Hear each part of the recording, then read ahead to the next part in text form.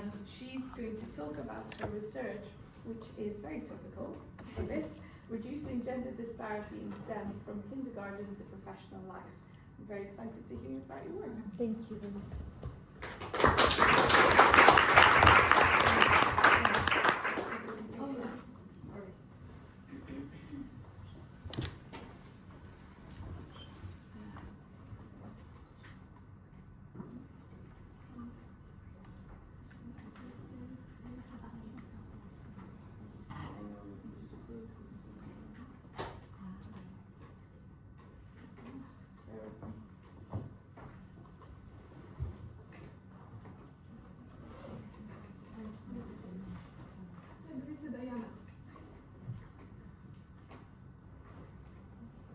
So, This one. No, thank you.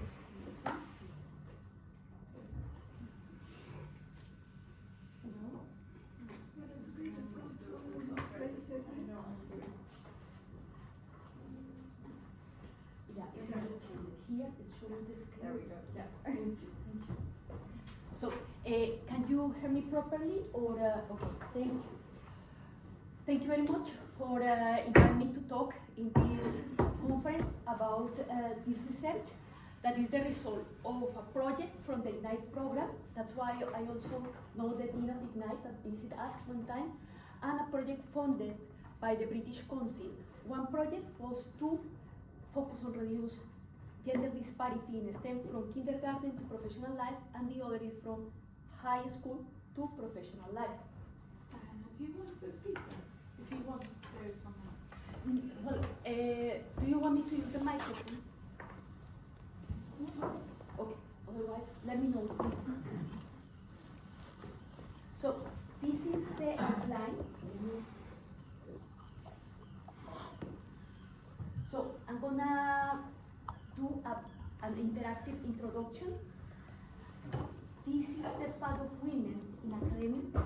Regarding the time, maybe I will focus, if there is not time, I will focus on attraction and employability, because I saw on the agenda there will be talk about promotion. We don't need to be about with that. So I'm going to ask you to please join the meter. In the meanwhile, I need to open, so thank you.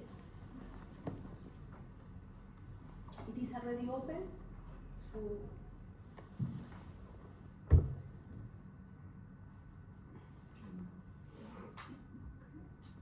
Somebody has been able to join? Just wait for the host to start the quiz. Yes, I need because I need to open it here.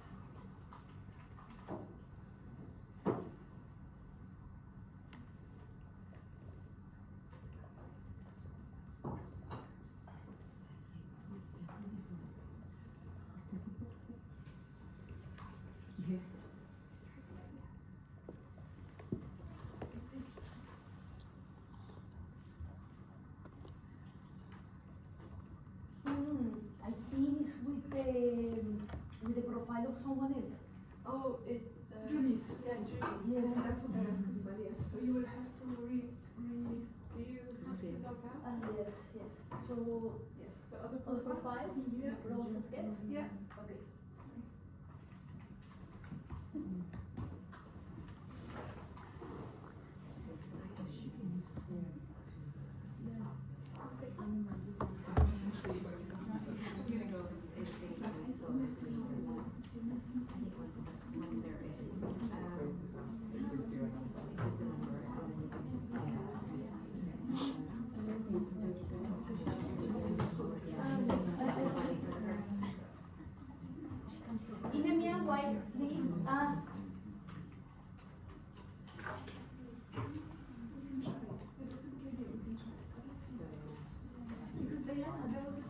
question that you can start it on your computer. I think we are about to make it.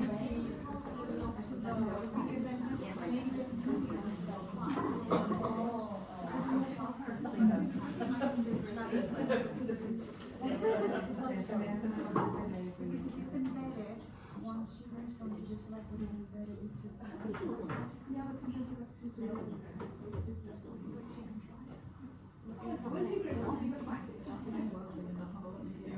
So that's why I was asking if the computer starts to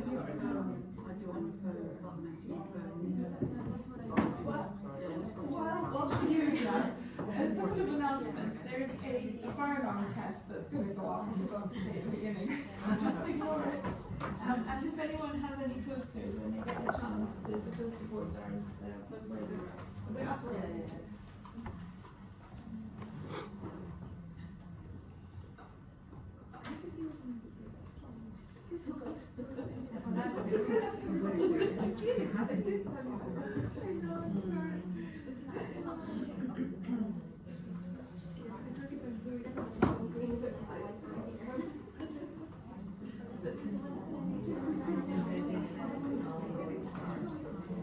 So I'm going to start in a easy one.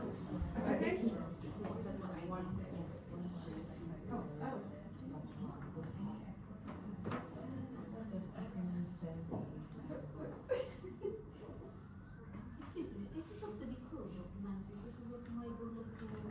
Excuse me, I cannot hear Have you. you got the different code? Ah, the meeting code is there. It's 13, 20, 21, 04. Excellent. Okay. Now, so congratulations to Wolfmeister. Now, I want you to please give me the names of famous men in STEM, famous scientists.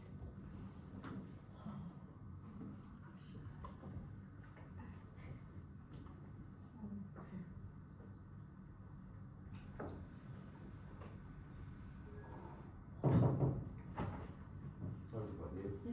We're just going to test the fire alarm. Okay, It's for 10 seconds. No. thank you.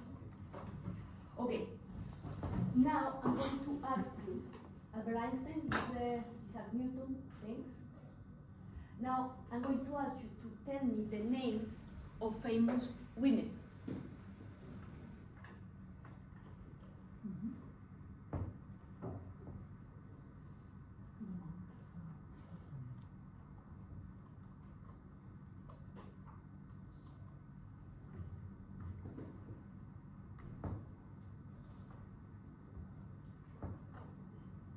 That's great.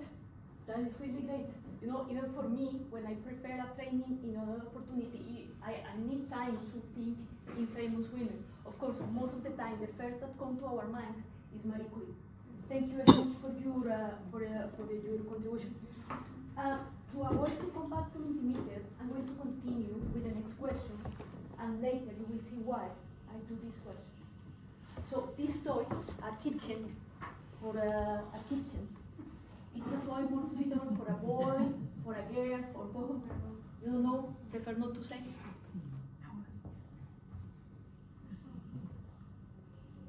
Please don't worry about, it's anonymous, so don't worry about your answer. So I'm going to continue with the next toy. Lego.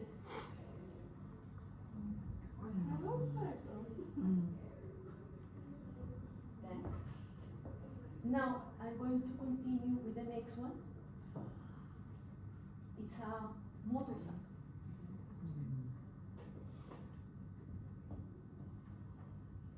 We are a skewed group. What? We are a skewed group.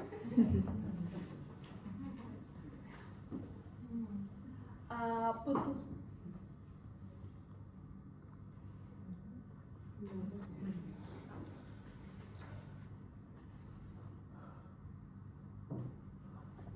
The baby doll.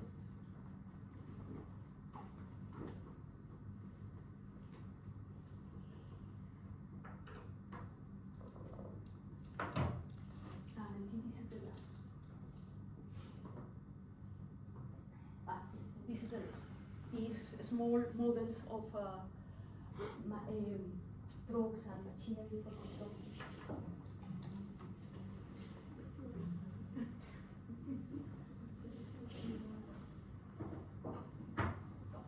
Okay, thank you very much. So I'm going back to the presentation. So, of course, given that we are in the empowerment network, you know a lot of women. I need to admit that. So I'm going to rotate these books in order that you see.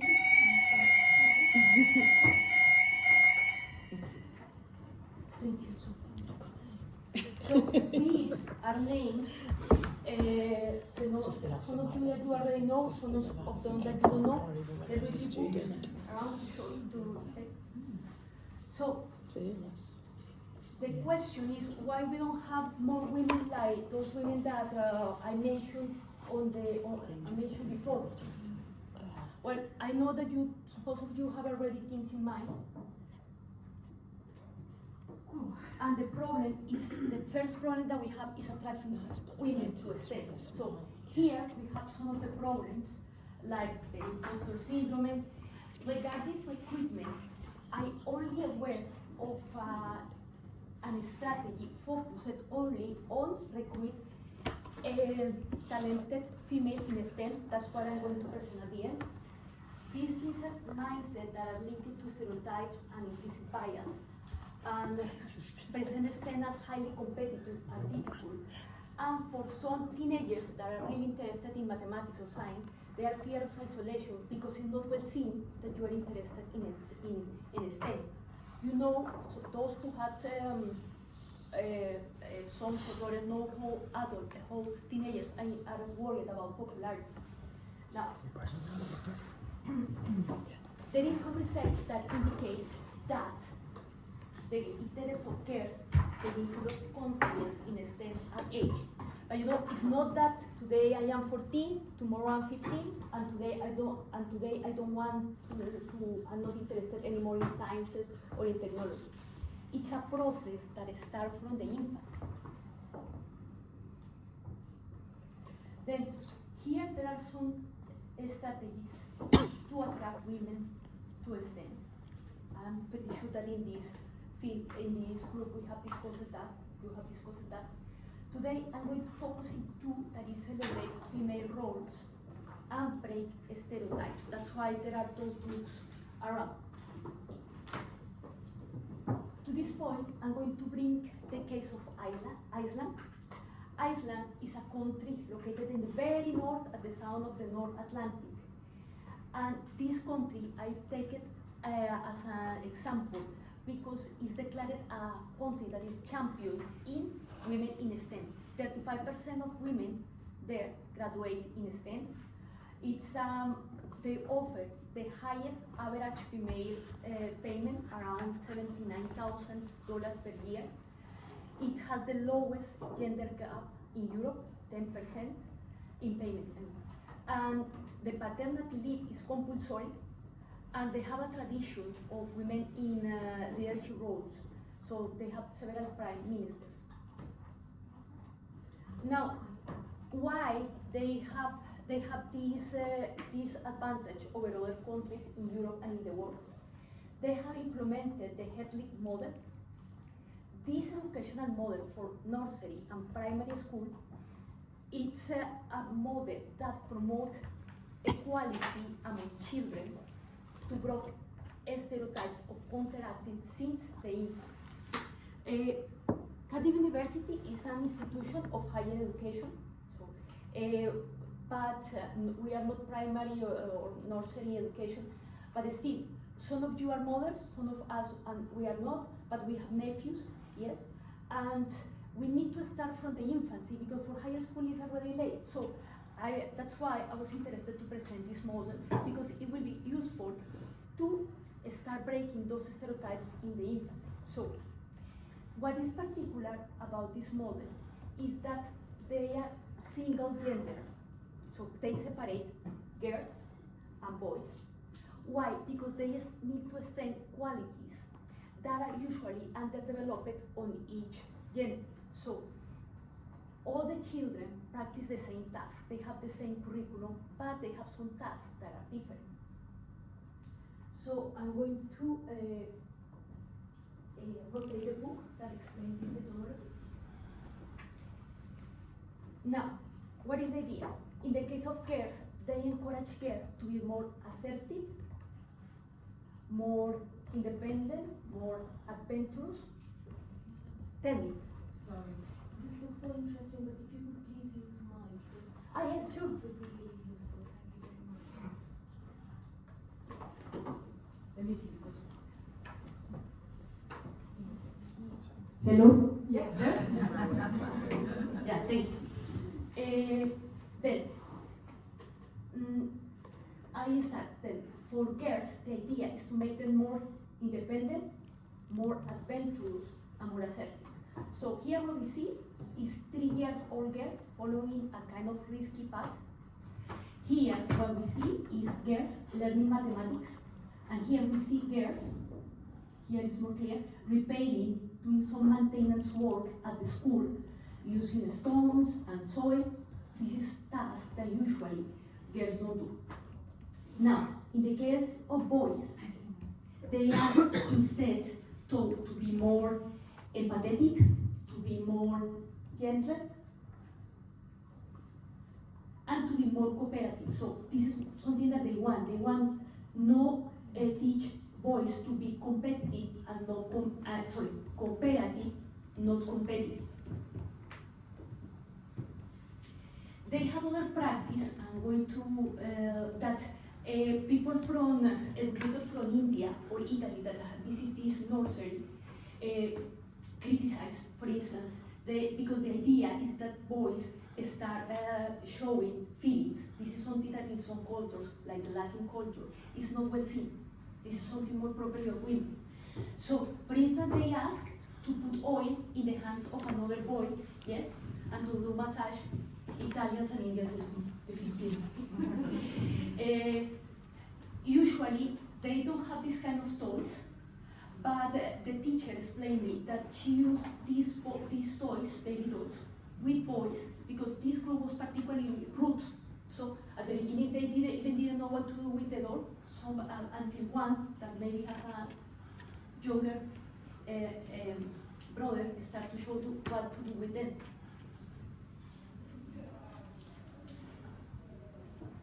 Now, this is the schematic explanation of this method. So, what they tries to transform the collective behavior of women, of girls, and the individualistic behavior of boys. What happened? They notice that girls, when they are young, they always say we want to do. They never said I. Instead, the opposite happened with boys. Boys, I want. Yes, and this is what they want to counteract. And the other thing is they separated because when they are mixed, they learn the exaggerating behaviors of the other gender. So they assume that girls are always crying and that boys are rude and that is okay. So no, that's why they separated. And the other thing is they notice that if they are mixed, boys always take the leadership position, and girls will be take a back seat and will be more willing to take care tasks or be more worried about youngest one. So when they separate, they see that girls are more willing to lead, and boys, when they are not without girls, some of them are willing to take care of the youngest. The idea also is to prevent the bullying. So what this method tries is to avoid this, yes, and to have more of this. This program lies on 3 pillars, these 3, and these, each course is 2 months, so 1 year, and they develop social and individual qualities, and they are intercalated, so 1 month, 2 months, they work on respect, a social quality, the other month they work in independent, that is more an individual quality, and like that they interchange to teach them social and individual qualities. Now, this is the daily routine. Don't think that they are always separated. They are together for lunch, and they have a choice and play time. What happened? When they are here, they decided what they want. They have different activities. Each boy decide what they want to play, and they have an option, and they go in peers. So they learn also to work in teams. I was talking to the director of the nursery school at the university, and she said that this is important because we take many decisions for the boys. We say when they go to the bed, when they have to eat, so we have at least given them some choices. So this is what they try. Now, I want you to notice that not only the boys, but also the teachers have a uniform, and that is to show that the children that they are playing in the same team, that they are a team. Now, the question about the toys, and don't worry about your answers, is that in this method, traditional toys are replaced by open-ended materials, such as wood blocks, water, stones, numbers, and sticks. In other cases, soft goods, tempered soft goods, and labor. The separation between gender is from the age of 3. Here you can see these babies are 2 years old. If I'm not mistaken, they were girls, and this is a boy, so the separation is after 3. Before, there is no. Other elements that they use to play is fabric, Play-Doh, chess, and what is the idea? When with these open-ended materials, you are also stimulated the creativity, because they really need to figure out how to play. It's not just a card that you just run, or a baby doll that you just take in on your hands. They really need to think what to do, how to play. This is a room, is very neutral. You can notice here, these are some numbers. And it's because the idea is that boys or girls, they rotate every day. And some days they are at the first, or some days are in the last number. And this is to teach them resilience, that sometimes they can be in the middle, or at the beginning, or the end. So they learn how to assume when you are in good times or in bad times. That's the rationality that they have. This is the wardrobe, the playground. I have a video, it says presented for the founder of the method. Let's see.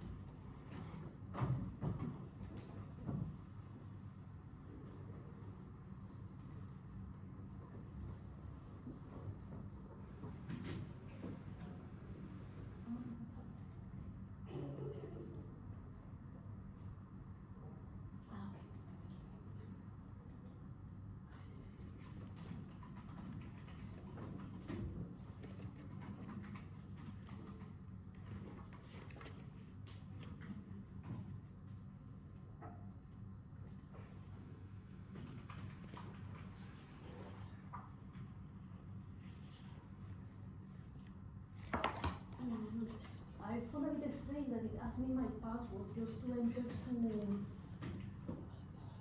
YouTube. I wonder why. Shouldn't be a problem.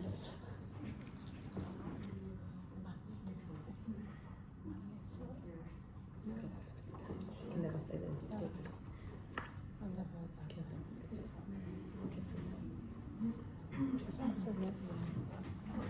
Yeah, that's what I think.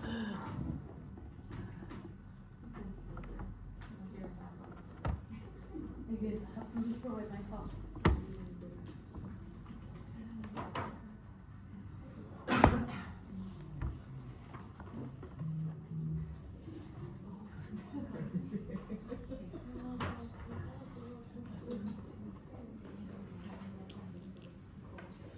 Okay,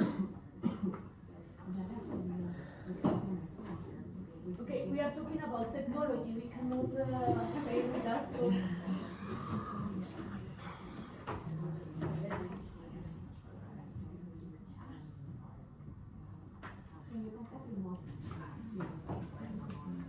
Device, okay.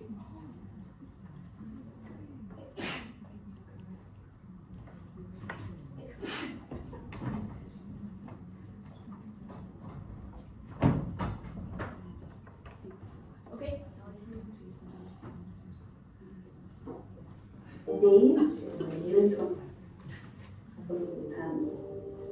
They protect just as well as the expensive ones. It's still dark when children go to school in the morning in Reykjavik. This isn't your run-of-the-mill nursery school. First thing, the girls warm up with some lively exercises.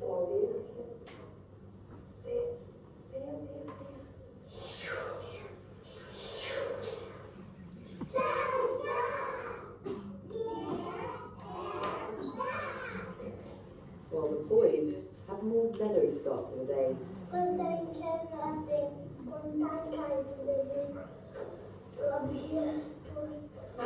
Then it's meditation time.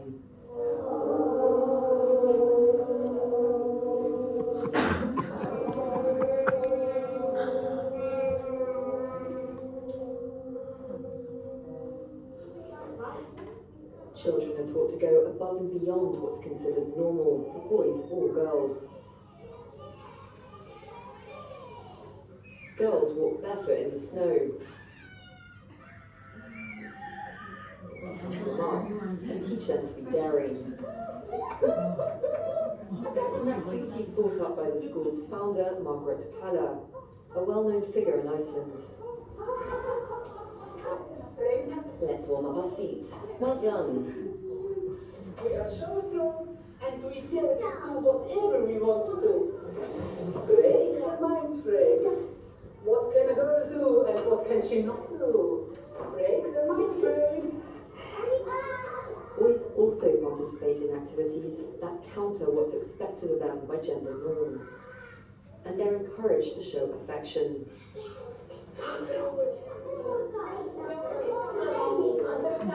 This is something that I can say that in the Latin culture where I come, this is something that is not well seen for men. They are teaching the opposite.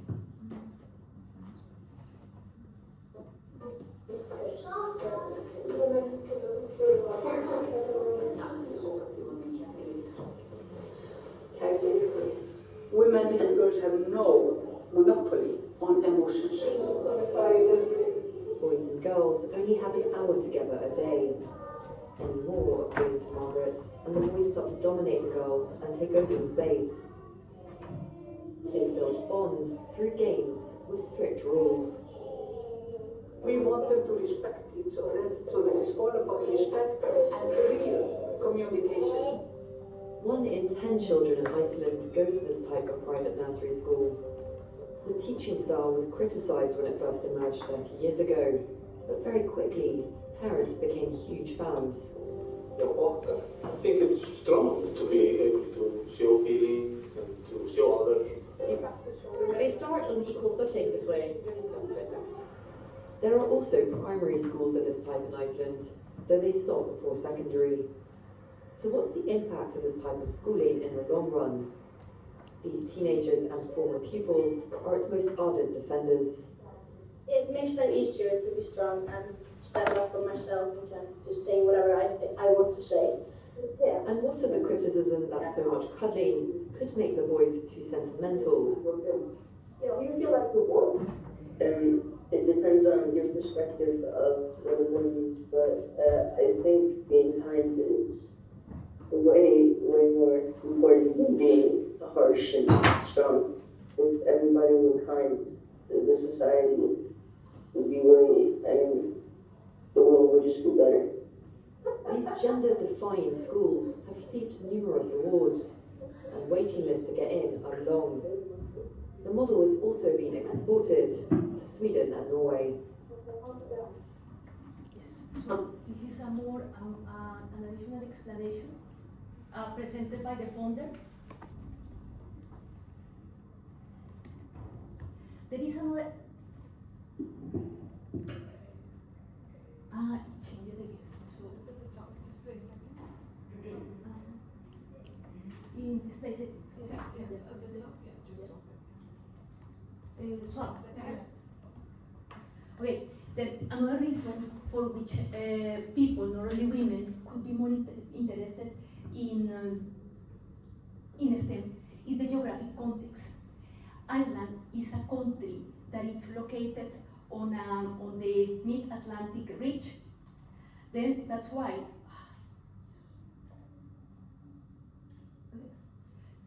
they have earthquakes, they have volcanoes, they have glacier rivers, they have winds, the data I visit, they have winds of 47 kilometers per hour, and they have the northern lights. So all of that geographic context made that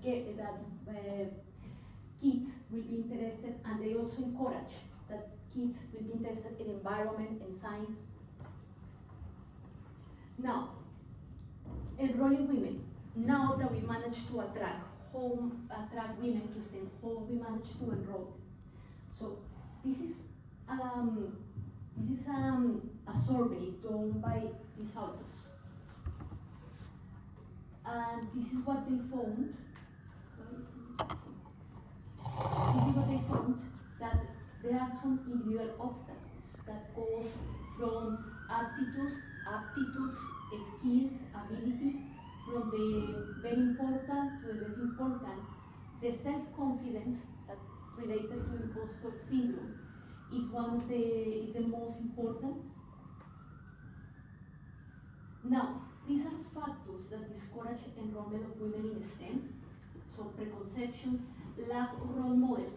I want to mention that because we don't need to go so far to Marie Curie or to Rosalind Franklin or to Ada Lovelace. You as mothers can be also role models. Yes? Now, psychological influence, incentive policies. This is something that I will explain in employability. Lack of vision of opportunities, insufficient access to education material, that's why I'm updating those materials. Fear of unemployment after graduation, and misperception. So that's why, because the lack of role model is something that we can control. Now, what can contribute? The access to technology, the access to the school, the performance of the school is a predictor of the performance at the university. So again, access to role models, collaborative environments. The income of the family is also correlated with good opportunities for education, but it's also it's good to explain girls that usually the income for those working in STEM is higher than those who work in other fields. There is a lot of opportunity of professional growth because in technology, the technology is always advancing. Also the science, you always need to be learning. So the other option is to join associations that also create a network like the Our Network. Now, the retention of women. Now women are already enrolled, how we can retain women in this field. Well, there are some barriers that are more in the past, like Marie Curie. Marie Curie didn't have the opportunity, have to study in a university that was clandestine, but still we have several barriers that is necessary to counter. So there are some institutional factors. This is more for undergraduates, but still apply for us who are working. Again, from the very important to the less important, and the most important, actually one of the equally important, is the environment in the classroom or in the work. So to come with mentoring, the commitment of faculty, campus climate. So there are also actions that contribute to the retention of women in STEM. And according to some authors, it integrates these three spheres: academic, professional, emotional and social. So the fact to come with mentors, to have women from diverse backgrounds, celebrate achievements of women, mentoring, provide support, nursing programs. This is something that I know that in the bioscience they managed to get I think the silver award, the Antenas One Silver, and they managed to find places for lactation, for breastfeeding. We need to learn how to ignore stereotypes, and actually, for that and for starting with girls, I'm going to distribute these books online. So, and this one is when we start for breaking the stereotypes. Again, since the infancy.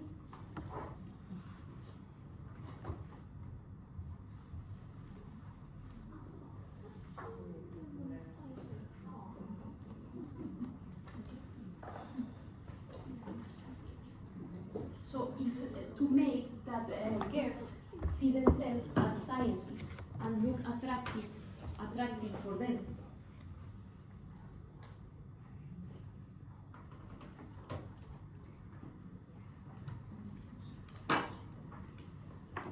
So these other proposals, like have a mentoring program that prepares female students, more advanced students, invite speakers like today later to share their experience that usually are hard.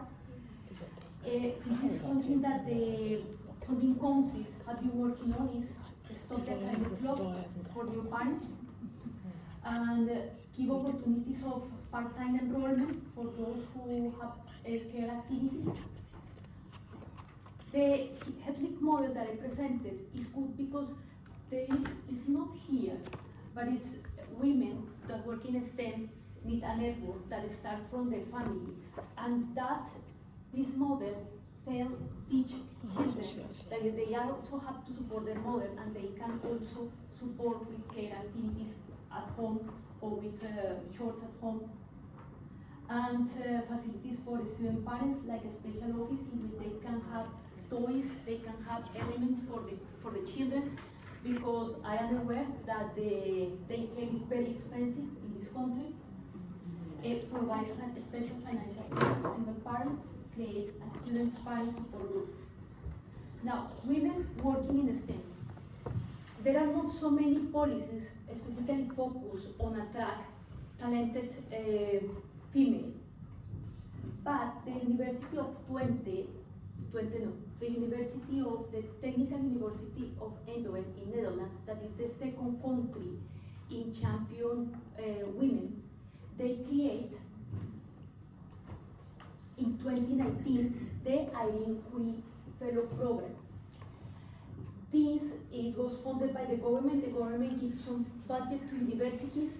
Each university decided what to do, and what they decided is to create this program in which they decided we have a problem that we have a low number of women in teaching positions, so they open position only for women. It worked in 2019 and it had to stop in 2020 because somebody sued, and the court asked them to stop because they consider that highly discriminatory.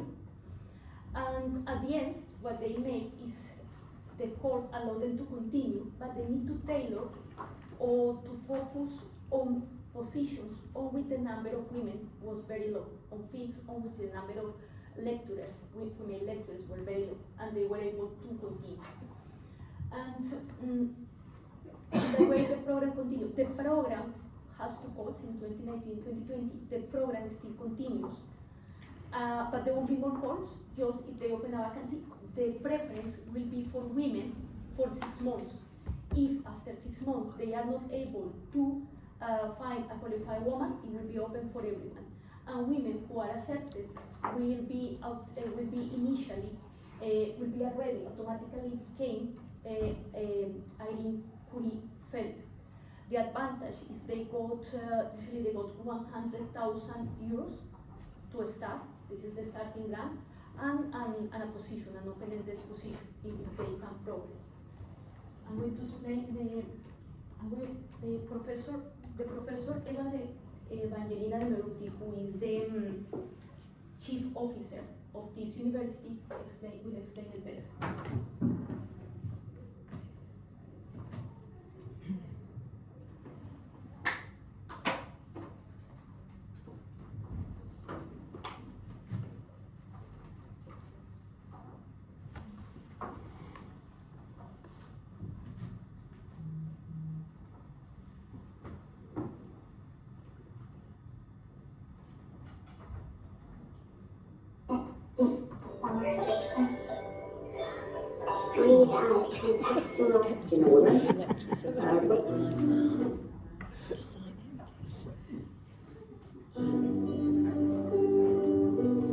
The Referee Fellowship Program is a way to attract more female faculty at our university. This means that a vacancy was open for the first 6 months only for female. Moreover, females got €100,000 to set up their research after coming to work in our university. The program runs already 5 years and we plan to run it another 5 years.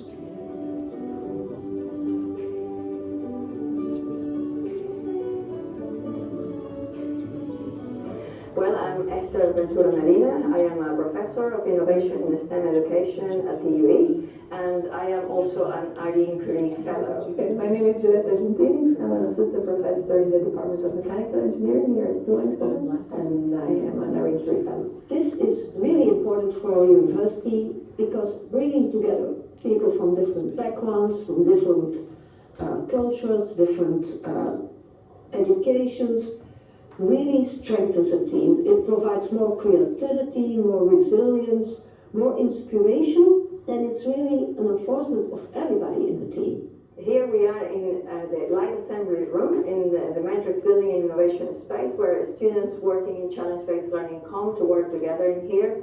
One of the problems that we have sometimes is that we assume students know how to work in teams, but they not necessarily do. And my research focuses around how are students learning teams, and learning from that, how is it that we can design learning activities much better. Initially, I felt a bit conflicted about the idea of applying for the position because it didn't feel quite right, the fact that you get a special treatment for being a woman. But on the other hand, I also recognize the fact that the situation in academia with women in STEM is very difficult, and unless action is taken in the short term, nothing would change. We have noticed that if we just let people select the best candidates for a position, they will select similar others. So if a university is full of male, they will find male as more appropriate for the positions. So this is the multi-skill lab. This is the laboratory of our section in mechanical engineering, the mechanics of materials cluster. Here we do all sorts of analysis to look at our materials in the finest scales possible with the current state of the art. You know, there are many women in this field. It's changing slowly but steadily. We're getting there. It depends a bit on the school, on the department, on the label of the department sometimes. So we are not there yet. We don't have 30% in all faculties, but what we do see is that throughout these 5 years, the inflow of women and men is 50-50.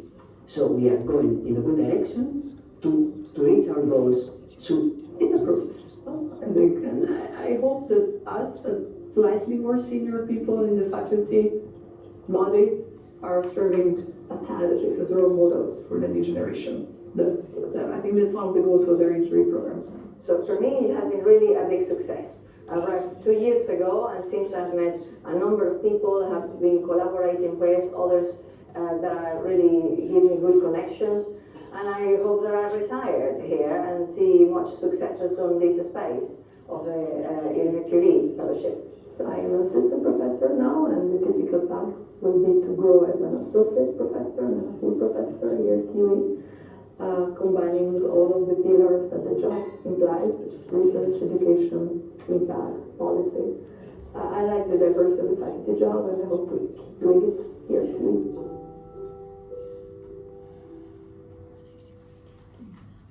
I have the opportunity to talk to Professor. Looking for black tie inspiration so you don't blend in like a huddle of penguins. You can now ask AI or Google whatever's on your mind, and even ask follow-ups.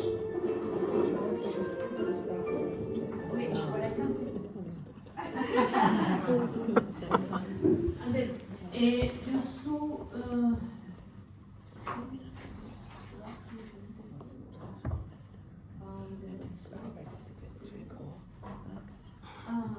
now I can know, sorry, I'm gonna close a bit for a moment. Since I close.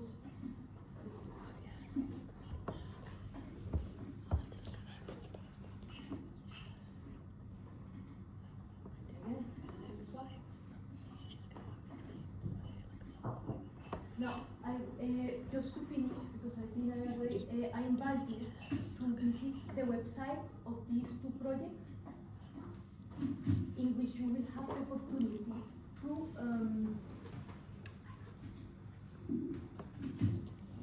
see the progress of this. Oh, Jesus, why?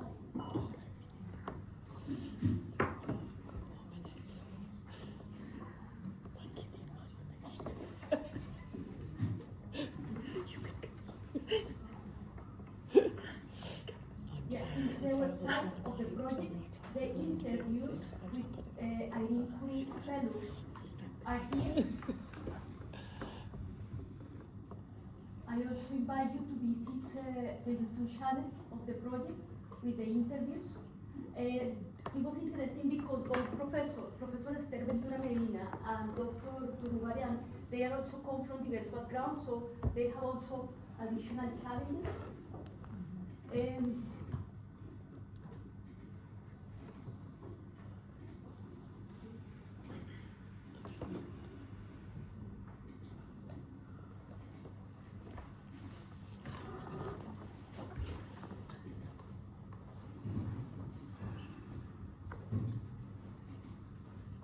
So the actions for during professional life is, and its need for mentoring is the opportunity to have, this is what empowerment does, the opportunity to discuss career paths, encouraging practice talks, mock interviews, providing information of issues, on issues women face, seeking in academy or job in academy or in the industry, and this is something that is particularly problematic. And I say also based on experience, the balancing between these technical careers and family life, when all the jobs now are really demanding, and matching of female graduate students with women and men alumni in industry. This is something that the university already does. These were the reference for this talk, and thank you. So there are opportunities for questions. I hope I didn't go past the time. Thank you very much.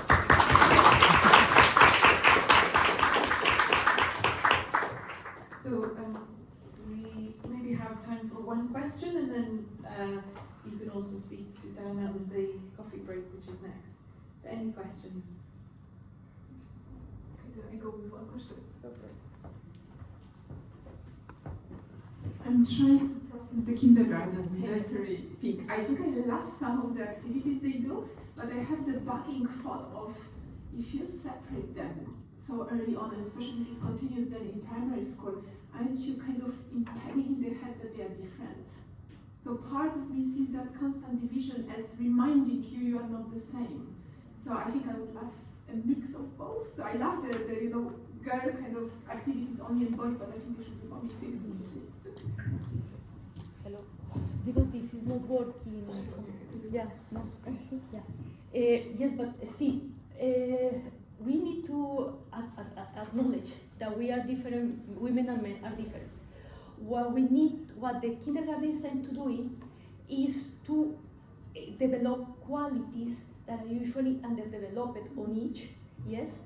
And that's why they prefer to separate them, but they join together still for playtime sometimes, and for meals, but for teaching, they need to do different emphasis. That's why, yes, you don't need to teach girls to hug each other. This is something that girls usually does, yes?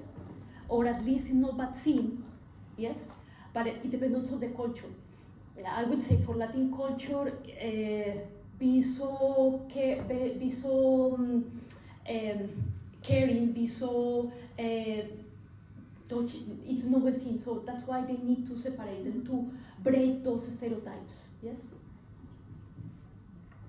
Thank you very much, and that was a really interesting morning. We have a coffee break now, and we're going to start back at 11:45.